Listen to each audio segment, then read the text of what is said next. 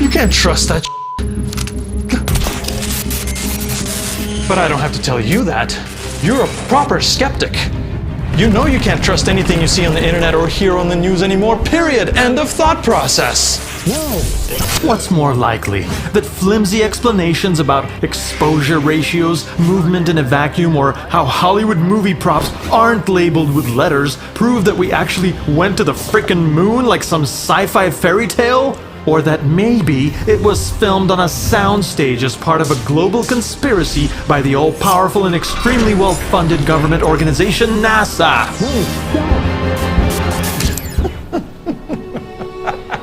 Come on. Humans getting into spaceships and risking their lives to prove that the Earth, our home, is just another rock in an endless void of rocks and dust? I'm not ready to accept that yet. I'm not ready to accept that Paul McCartney isn't a lookalike who was secretly enlisted into the Beatles after the real Paul died in a car crash in 1966. Look it up. The evidence is everywhere.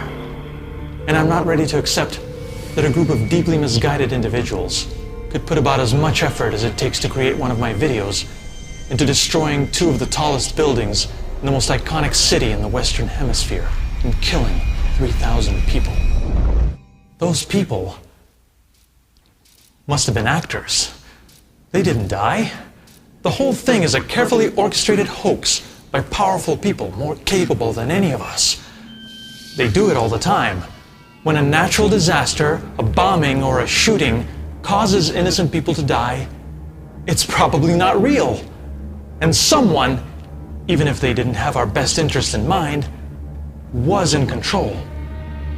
Because if no one was in control, that would be terrifying.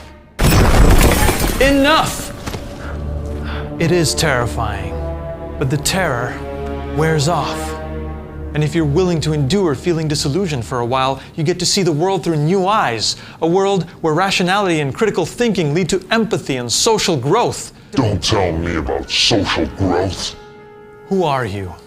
I'm Zeitgeist, the spirit of the age. And they're with me. If you're so popular, what's with the chameleon routine? The Zeitgeist tends to change.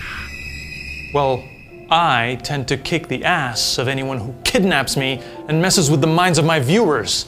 So let's settle this. Not tonight, honey. I have a headache.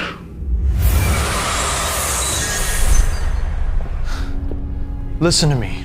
The power to tell real from fake doesn't come from being a world expert or mistrusting every single thing you see. It comes from an honest willingness to change your opinions and beliefs based on new facts. So learn to enjoy being wrong. The world might start making more sense. You won't feel quite as out of step with the rest of humanity. Your words won't cause needless pain to people who suffered real tragedies.